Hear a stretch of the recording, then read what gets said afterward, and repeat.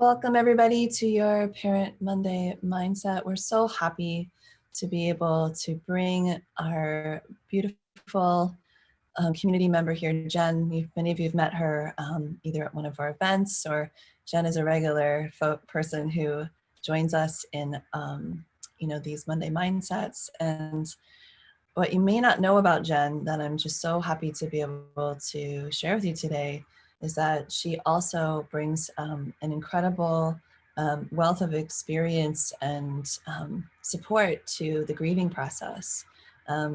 She's a grief guide who has 20 years of experience in the healing arts and helps folks move through life transitions and grief. And I'm going to tell you a little bit more about Jenn in a moment here. But first, I just want you to have a chance to meet her. Let's see if it'll let me bring you up on the screen here, Jenn. Yeah. Hi, Vanessa. Thank you so much for having me. Yeah, so good to have you here. There's a little delay on my end, so I can't tell what's happening on the other end, but we'll see how that rolls. Yeah. Yeah, so I believe we're up on the screen now, the two of us side by side, or we will be soon. So Jenn, one of the things that I realized when I was starting to connect with your work is that, for a lot of folks, and if you're tuning in right now, could probably identify with this. A lot of folks feel like there's plenty to sort of support folks through different kinds of life transitions or really important rites of passage. And yet a lot of times when it comes to grief and loss, we're literally kind of at a loss. We've got our sort of public facing things like memorials and funerals and, those kinds of things. But I think when it comes to like the personal grief work, we're often kind of left on our own. And from what I understand, that's where you really step in. And so, I want to share a couple more things about you, Jenn, but I thought maybe you want to say hello first. Yeah, sure. So hello, everyone in this beautiful parent community.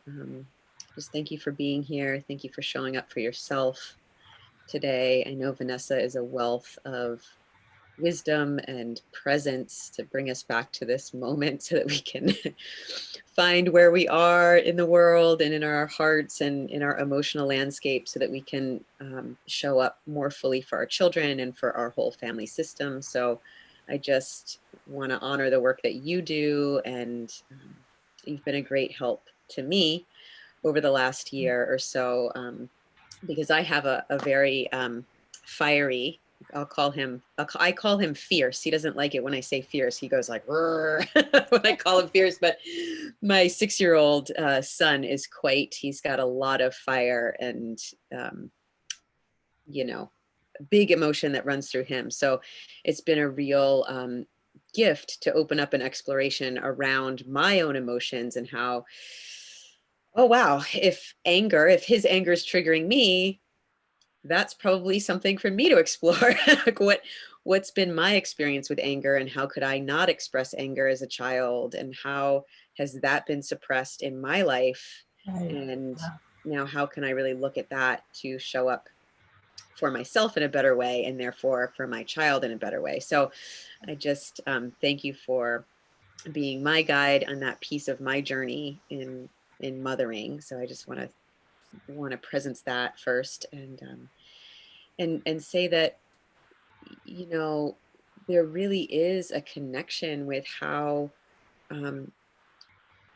we feel liberated or not to be with our own emotions. And that's something that you teach. And it's not really about the other, right? It's not about our children it's really about our own process and how we're able to show up for our own anger, our own sadness, whatever is moving in our grief and loss experience. And when I talk about grief, I just want to say this at the beginning. I know that we can look up the definition of grief and like see it as an equivalent to intense sadness. And in my experience with grief, it really is, grief is a big container that really holds, it's a transformational healing process that holds all the emotions. So it's big enough to hold sadness and anger and disappointment and you know, joy and beauty and love and, you know, all of the things. So when I do say grief, it's not just an equivalent to, oh, intense, heavy sadness equals grief. It's more of this unfolding, transformational healing journey, large, mysterious container. So is how I look at grief. So. Thank you for clarifying that for us, because I think that, you know, besides there not being a lot of support out there for our personal journey through grief, which is right, you know, what you provide is just so needed on the planet right now. I mean, yeah, but also like inviting the embracing of the full experience that grief tends, you know, the full experience of grief that loss tends to bring. And I love that you focus on the transformational opportunities that grief can bring us. It's often really hard to tune into the opportunities of grief. Yeah. But I feel like you have this way of like, grief can bring us. It's often really hard to tune into the opportunities of grief. So it's like one of those things that I think sometimes people might pause and go, what? What do you mean? But you know, I know that you've walked your own experience with grief, and you've seen how transformational it has been for your life. I mean, so much so that you're committing your, you know, your good hours and energies on this planet to being a grief guide. And so thank you for that. And, you know, one of the things we're really wanting to learn from you today is, you know, a little story about how you got into this grief work would be great, just to get some context of how you got here and how your work is different from a regular bereavement program that somebody might find through, you know, I know you've come across many through churches and other spaces, but what makes your approach kind of stand out, and what can we learn from that? I'd love to hear that. The sort of classic way that as Westerners or Americans, we look at things, we look at most things from our brains, and we don't really include the heart and the body and the spirit, you know, as a whole system. I'm talking in generalization here. And of course, we're always evolving and things are shifting. But I was part of a bereavement group for a while that met weekly for 2 hours in person. This was before COVID hit. And I did receive some benefit from being with other people and sharing our experience. But what I did notice was many of the people in the bereavement group, they had been suffering. Oops, let me turn that off. Sorry about that. They had been suffering for many years, like, you know, 8 years later after they lost somebody, and really not moving through a healing process, even though they were showing up weekly and talking to others. So, and what I noticed was the folks that were having the hardest time, they didn't really have any practice in their body. They weren't moving physically. They didn't have, they weren't swimming or dancing or doing yoga or walking or getting massage or Tai Chi. So there's something, that's really where my background comes in. My last 2 decades in the healing arts really is from the perspective of moving energy through the body. So, you know, I have a background as a massage therapist, you know, traditional Western massage, as well as Thai massage and traditional North American body work, yoga therapy, Pilates therapy. So I spent many years working with people's bodies in pain, and a lot of bodies that were in pain, you know, they had been to a doctor and the doctor couldn't explain their back pain or their fibromyalgia or whatever this slew of symptoms were medically. And looking back on that, I was like, oh, I was really working with grief in the body. I was really working with emotions stuck in the body that needed to move. And this is what people were able to do with movement, is to start moving that energy through. So I'm answering your question in sort of a roundabout way, but I think it's important to say in the holistic approach that I bring, it's important to see grief as a holistic transformational experience, and it lives holistically in all of our being. So it's not just a mental, I am sad because this person died and it's in my brain and I can go talk about it and that will resolve. It's really important to share story and tell story and talk and be seen and heard and understood. But we also need to move physically in our body so that the energy that is stuck in places can be moved through. Because really what happens when we get stuck in suffering, often it's because we are stuck in a story. We're stuck in an energetic pattern in our minds. We have emotions stuck in places that hasn't moved physically. So I'm saying that as one of the ways that I'm different from a traditional bereavement program is I bring breath and sound and movement to the forefront of the healing experience, so that people can arrive fully in their bodies in the present moment. And when we get there, we don't have the additional suffering of the what ifs or the future or the worries, which is really what, we put that on ourselves. So a lot of the extra suffering, we're doing it to ourselves. Got it.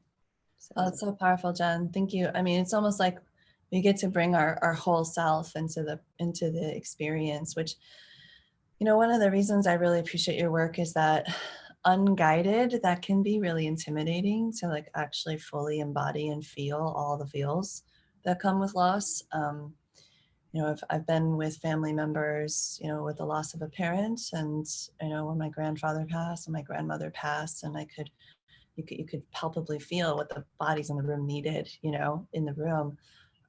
And without each other, I don't know that fully dropping your weight on someone's shoulder and letting yourself heave and sob would be possible.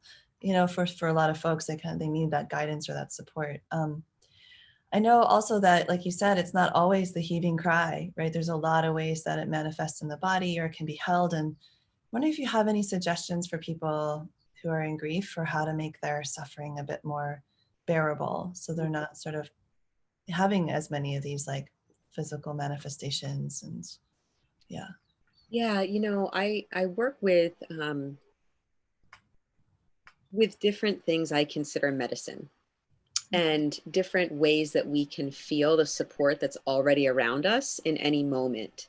Because a lot of times we think, I don't have support until tomorrow when I have my therapy session, or I don't have support until next Friday when I get together with my sister or whatever. And we feel a lot of the suffering comes from feeling alone and feeling isolated. So one of the ways that my clients can find relief is being able to tap into the support that's all around in any moment, whether or not you're with others or you are alone. So if you don't have that shoulder to do the heaving cry, what do you do? Right. So, and that's been a real challenge for many people that have been isolated this past year. So, especially yeah. this past year, I think, and there's different kinds of losses that we've all experienced, like loss of plans or loss of jobs, loss of, access to resources. Like there's all these different kinds of loss, as well as loss of loved ones to illness or other things. So yeah. And I have clients that have just gone through a divorce, or are currently going through a divorce, or lost their home, and they're grieving that sense of belonging and place.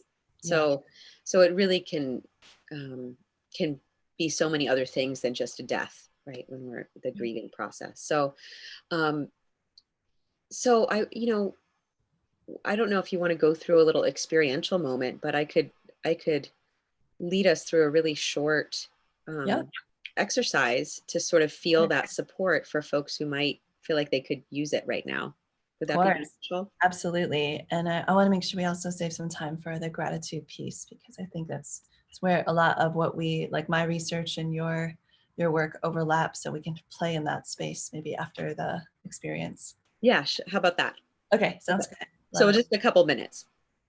So I'll just lead whoever's watching or watching the replay through a little experience of getting into our bodies, so that we can tap into that present moment and sort of let go of those what ifs or whatever else is happening in our mind. So let's just rub our hands together.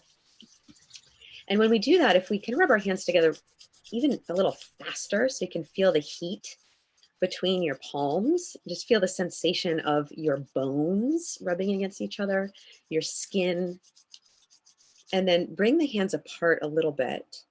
Soften all the fingers, especially the middle finger. Just offers up, it's a gesture of compassion when you do that.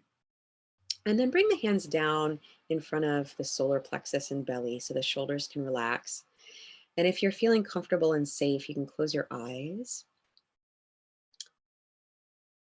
And without needing to do anything or force anything, just notice that you have breath that's moving in through your nostrils, moving into your body. Notice what moves, notice what expands. Just watch the breath move out.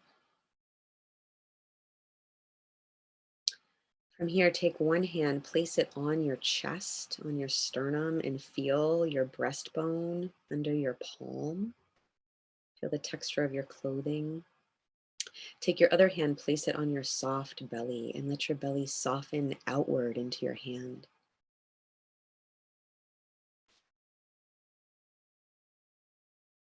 And invite the breath down into the hand, the bottom hand.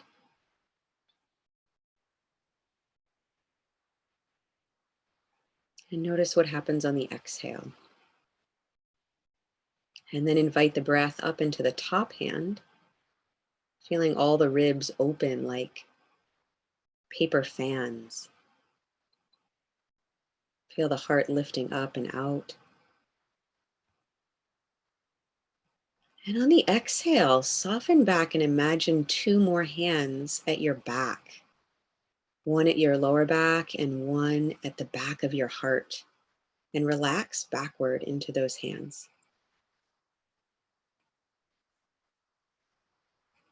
Just notice what that does for your body. You can imagine these hands as the hands of your ancestors, maybe a great grandmother who wants the very best for you. Just warm, loving, invisible hands supporting you. On your next breath, feel all four hands as you breathe.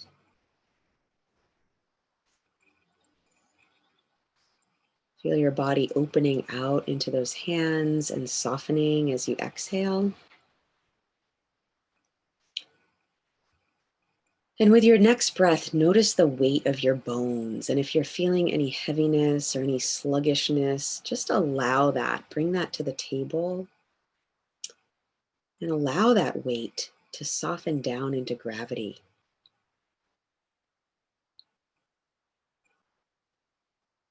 And as you breathe now, feel that gravity instead of something to fight against. Feel it as a hug from the earth, just holding you close.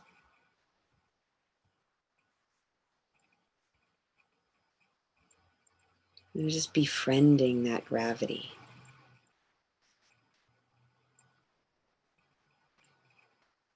Feeling that connection of your feet and legs and pelvis to the earth, your bones to the earth.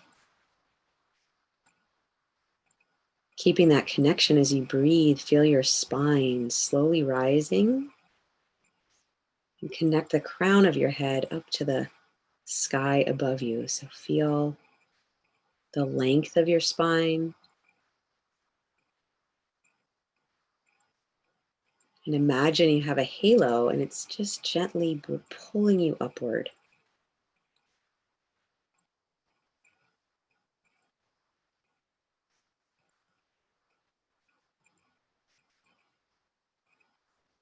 Allowing your body to bask in the light, whether it's daytime or nighttime right now, just feeling the sunlight on this longest day of the year. It's this healing light, vitamin D, energy. It's feeling all of your skin cells like little sponges soaking up that light.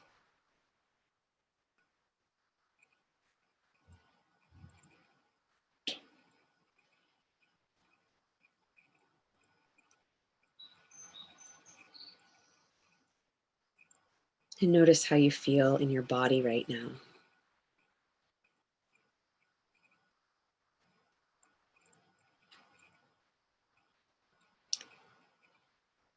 And then whenever you're ready, just slowly, gently letting the eyes open. Just taking in the light, taking in the color that's all around you. And seeing your computer screen again, coming together. How did that feel, Vanessa? Wow. I was very much more feeling connected to like the core of me, like my spine, my belly, my heart. And then I think sometimes we get a little like unplugged from what we're connected to. So I felt like this sort of almost like a tree, like spreading its roots out, you know, sort of branches and roots just connecting. And then I just definitely felt like much more at ease and restful and less in the story of like, I'm tired or whatever, and more in the like, this is easeful. It's really lovely. Yeah, really good. Thank you for that. Yeah. I wonder, Teresa's here with us, and if anybody's on the Facebook group wants to, does this exercise either now or listening to the replay, to just share your experience of how that felt for you when you do the exercise. Jenn, help us connect with like how this helps us to transform our grief, to be able to do things like we just did with you. And I mean, and I'll be honest, like the exercise you just did, like I wouldn't necessarily have thought of doing on my own, which is part of like where you come in, someone like you comes in, like guides us to, look, you can really feel supported in any moment, and just really like feeling that truth rather than hearing about it only. Tell us a little bit more. I know you've created like a Transform Your Grief program, right? Called the Transform Your Grief Immersion. And my understanding is that it's like a holistic program that addresses all the levels of, you know, and layers of each individual. So you can really get the full, all of you gets to be a part of the process, and all of you gets carried along. So you're not just thinking better about grief, but you're actually embodying and feeling differently about, you know, through your process. I would just love to hear a little more about like how this is all connected. Yeah. Yeah, I think the main shift is to be able to get into our sensing body, like to come into our body, have the capacity to sense and feel from the inside. How am I doing? And then settling into the support of gravity, of the earth, settling into, so it's directional, just connecting in with what's above us, below us, in front, and our back. And then we can really find our center. And that's the sort of foundation of being able to be present with what is, so that you can welcome to the table whatever emotion is there. Because sometimes we're just going so fast. I have clients that are, you know, after I lost my, you know, sister or husband or whatever it was, I was just working 60 hours a week, or I was filling up my day. I was just doing everything I could to run, you know, And I've been guilty of that for sure. And it's it's a really strong like theme in my family too, is stay busy so you don't need to actually feel what you're carrying with you. Yes. Yeah. It's so deep. I'm from New England. I grew up in Connecticut, and whenever I went away to college in the South, whenever I would come home, all my aunts and uncles are like, "How you doing? You keeping busy?" It was always the two questions: keeping busy. And it was like the answer is always yes. You just have to keep busy. It's sort of puritanical, you know, work ethic of busy all the time. So the first step is slowing down enough to notice what's true, because we can't notice what's true when we're 5 steps ahead of ourselves. So it's coming back into our center, and then we can soften around, oh, wow, now I know what's here. There's a lot of disappointment here, or it's not sadness, it's anger. So we can actually feel the truth of what's there.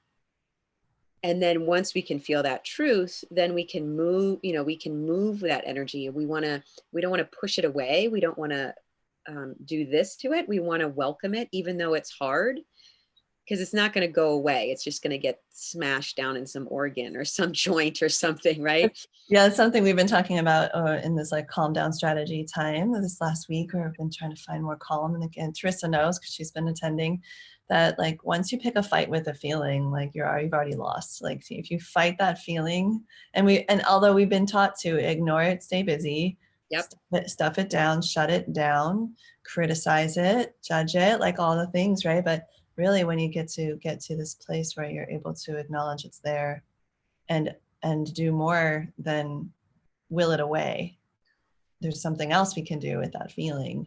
We've been talking about a lot of coping strategies this week. I'm curious, like, sorry, I didn't mean to get us on a tangent there, but I was just so excited about what you just said. I was like, that's right, don't fight the feeling. You'll lose that battle. Yeah. Exactly. Everyone loses. You lose, everything loses. Yeah. It's true because, if I fight against my anger, it just makes me more angry and it makes me more confrontational, and then it just builds. It's not actually beneficial. So just the first step is arriving in ourselves so that we can feel what is, then welcoming what is. And then when we can welcome what is, and we can be truthful with ourselves, then we can allow the thing to naturally move on its own, because emotions are naturally moving. Like life is naturally flowing. And our suffering with grief comes when we think this person shouldn't have died, or this shouldn't have happened, or that things should stay the same. And that's like fundamentally untrue. Things do not stay the same. Things are always moving. So it's like fighting with the flow of a river. It's like creating dams. Like, no, but I want it to be like this, I want it to be like this. And really it's when we can start undamming the places and letting the things flow, then we can really start to move on our healing journey with whatever there is to heal. That's right. What a beautiful insight you just gave us, Jenn. I feel like for everybody who's like, checking this out, either on Zoom or on the Facebook chat, just maybe reflect something back you just heard that you don't want to forget, like a little gem you want to take away. And the reason gratitude made it into the title today is that I know one of the things that you really help folks do once they're alongside this work of like tuning in and welcoming the feelings and moving, right? Letting the energy move, is also, I know that for each emotion has like sort of its superpower. And I know that grief has all of them. But I know that particularly with loss, it can really highlight, this is what the research shows. I mean, it can really highlight like what's meaningful to us, because if it wasn't important, it wasn't meaningful, then you wouldn't be missing it. So that person or that thing or that opportunity so much. So it kind of gets us to tune into like, wow, like we really had something that we really valued in our life, or a person that we really valued. And then like one of the remedies is to bring in that gratitude for having had the time you had with that experience or that person, etc. But I mean, I'm so excited since you're really tuned in to folks who are going through this experience and transforming their grief. What would you say about bringing gratitude in as a tool, or as a perspective? Yeah, I think that when we get to this place we just talked about, then gratitude is accessible. When we're not even in ourselves, it's just we can't even get there. So when we can quiet down, we can welcome what is, we can be gentle with ourselves. And then after that gentleness, gratitude is so much easier to flow naturally. And we can cultivate it. There's the research around gratitude and journaling, and what we put our attention on, grows. So if we do have a practice of, if we're parents, so for me, I used to have a gratitude journal where I'd write 10 gratitudes every day, and they'd be different every day, and I do that at night. And now with my 6-year-old, we light a candle and we each just say 3 things that we feel grateful for during that day.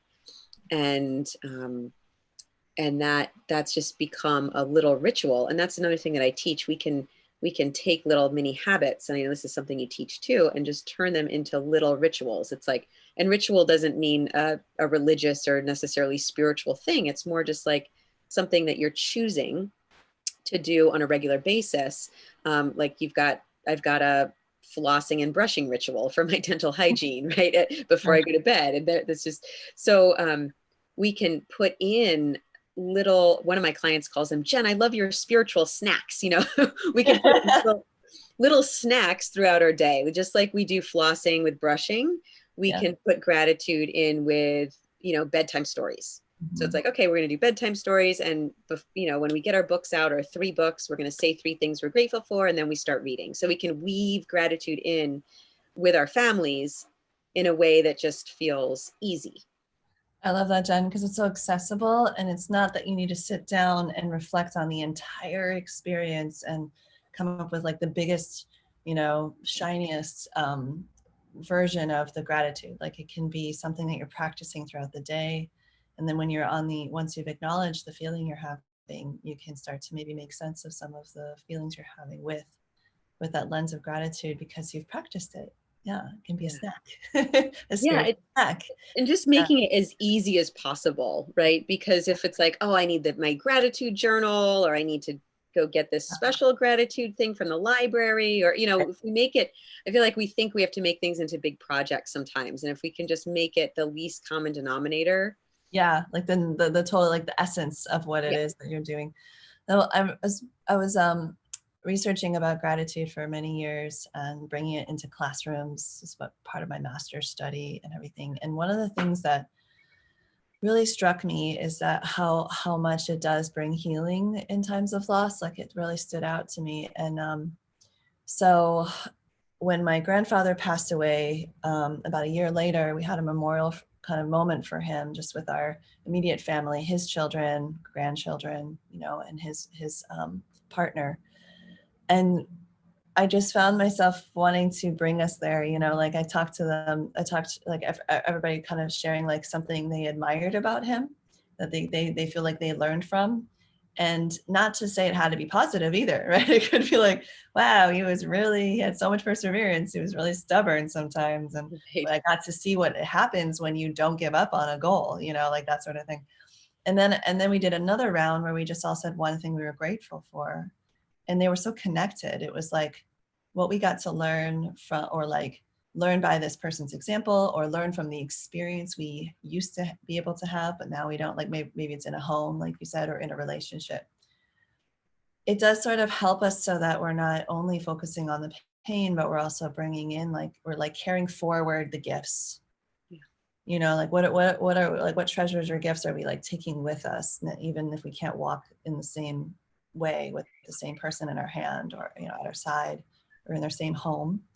So I just remember that really helping to bring us together in the grief, because there was a lot of challenge in my family system, especially of like dealing with any negative emotions. So it just sort of helped them to like reflect. And I wonder, like, what do you think it is about gratitude that helps us reframe our losses? You know, from your experience, like what have you seen folks really getting to sort of, you know, kind of get to that more of that resting place where, like, instead of them landing on your massage table, having carried grief for 7 years locked up in their system, you know, wonder where does gratitude fit into the process? Yeah, you know, what's coming to me right in this moment is really the partnership between gentleness and gratitude.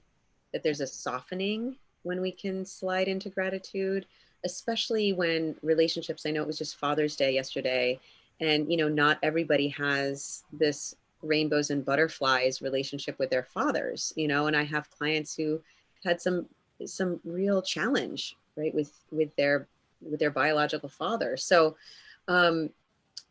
often it needs to come from a gentle, forgiving inner place, like for ourselves first. And what gratitude can do is it can really give us a perspective shift on a story, maybe that has been told in our own minds the same way over and over again, that may be not really putting us in a powerful or kind or successful position with ourselves. Sure. That can help us realign, you know, our inner, you know, how we look at ourselves and how we see our lives and how we see ourselves in relationship to others. And, you know, we can't control anyone outside of ourselves. The only thing we can control is our own our own actions. So it's just really when we step into a new, more aligned relationship with ourselves, that's really crucial to reframing perspective around different family members and different losses that we might have had in our life. I've especially noticed that sometimes in grief space, space with other people grieving, or there's this like expectation of how it should look or should feel, or how far along you should be, or how you should be even breathing and moving and all these things. And I just feel like the gentleness that comes, that you're speaking of is so powerful. Like, what an invitation, Jenn. Yeah. And I know you have a way for folks, if they want to go further in this conversation with you, that they can, learn more about how to sort of walk through grief with more grace and with more tools and with a real sense of support that they can find in those moments, like we anchored in. Yeah. But also with community and with mentorship. So tell us a little bit about this event you've got coming up so folks can, check it out. Yeah, thank you. So a week from today, on the 28th, Monday, the 28th of June, I have a 5-day virtual little mini retreat coming up. So it runs Monday, Tuesday, Wednesday, Thursday, Friday, one calendar week through July 2nd. And we get on every day just so that I can offer at least one tool for folks, and we can connect, and that gives you a day to practice it and integrate, and then come on the next day. And it's a beautiful way for folks to build a little bit of relationship, because a lot of the same people show up every day, which is nice. And the one thing that I think people really enjoy getting out of these events is just the realization that, number one, they're not alone, because we can feel so isolated in our experience. And then two, that it's okay, however they're experiencing their experience is valid. And I think sometimes as humans, we just need permission. Like, am I okay? Is it right? Am I doing it right? So to get that, yes, it's moving through you just how I don't want to say the word should, but just as it needs to, right? Right, as it needs to, for you, authentically. For you. And that really, that's one of the main things that people need, is just connection with other people, building community. And then how do I hold it? When my dad died, it was just like, I don't know what to do. I don't know how to do it, which is where the perspective shift, where my mentor came in and said, well, you just take grief by the hand and let it be your teacher all year long.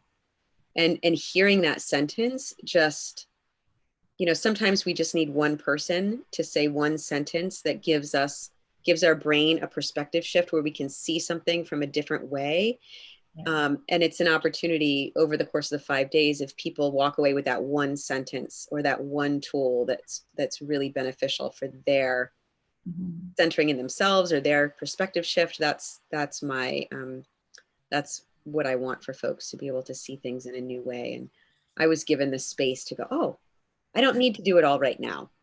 I have a whole year, I can see grief as a teacher instead of something I have to battle with, This is, by the way, just so generous of Jenn to give everybody a chance to be in mentorship with you for the whole week and get to try on tools and build that sense of community, and really consider what it would be like to take grief by the hand for a year as well. I know that you've had some, you've been able to walk alongside and guide lots of people in their grief journey, and it's just such beautiful work that you're doing, Jenn, and we're so happy that you're a part of our community. And I really encourage folks to go register. It's a free event, and I know, Jenn, if people can only show up for some of it, that's okay too. I mean, it's really like play how you like, and it's going to be a little mini retreat for you each day. So, what a beautiful invitation! Thank you so much. Yeah, thank you, Vanessa. And what people discover is that it's not as heavy. Once you start leaning in, you realize it's not as heavy and dark as I thought it was. And then there's all this energy that's freed up for the next thing, and for creativity and for joy. And that's the real, I've found this work to be surprisingly joyful Yeah. Well, I also think sometimes we get away from the truth, that is that human beings have been coping with loss and grief like since human beings existed.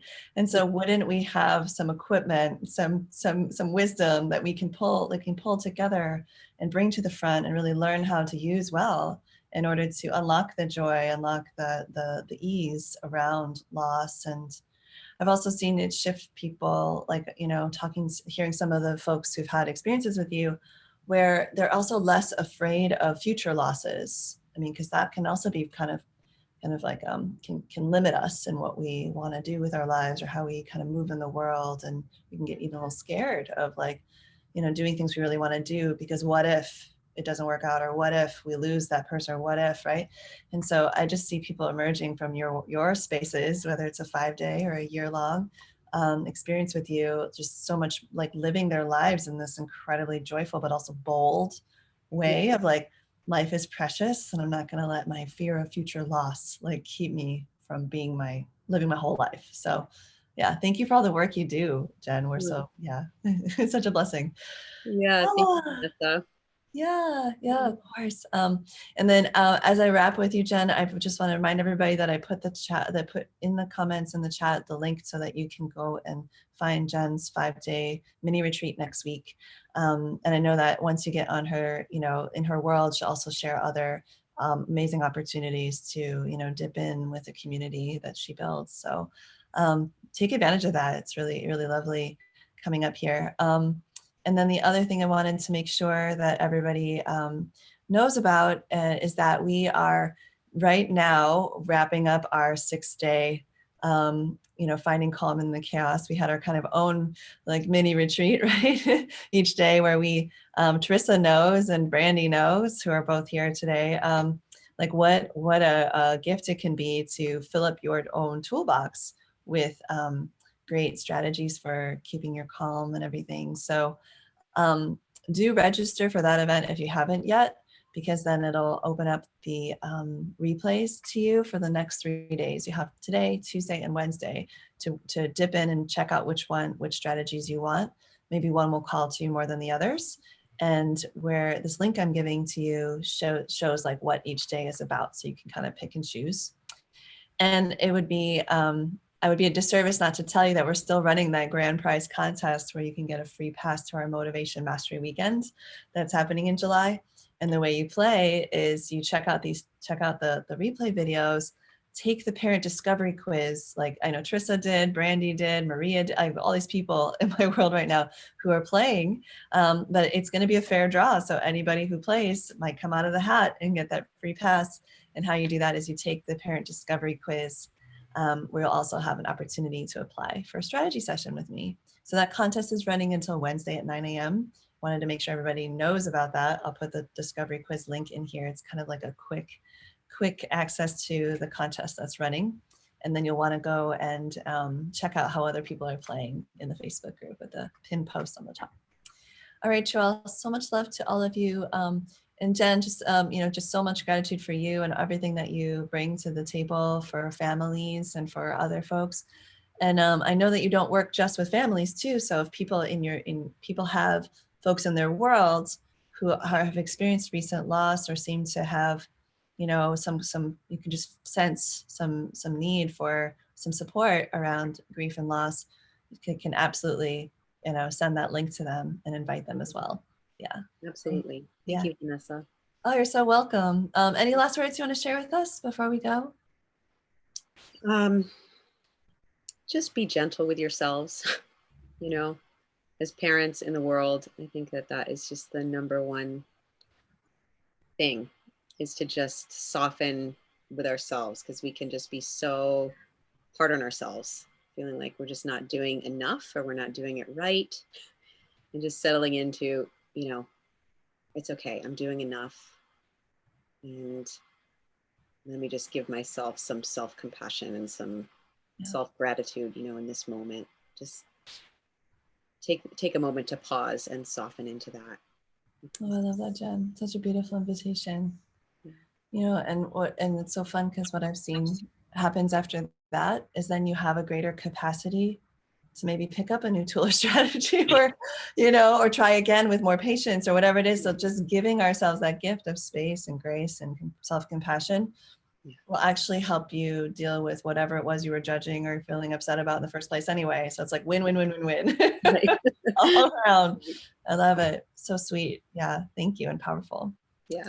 All right. Well, let Jenn know if you like what your biggest takeaway was from this in the chat or in the comments. And Jenn, I'm sure we'll have you back with us again. And just folks, make sure you know, go ahead and find Jenn through that link if you want to keep in touch with her or pass her along. Bye, Teresa. Bye, Brandy. And Brandy says, best advice is to give ourselves a break. Teresa loved the activity and felt very connected to her core and the environment.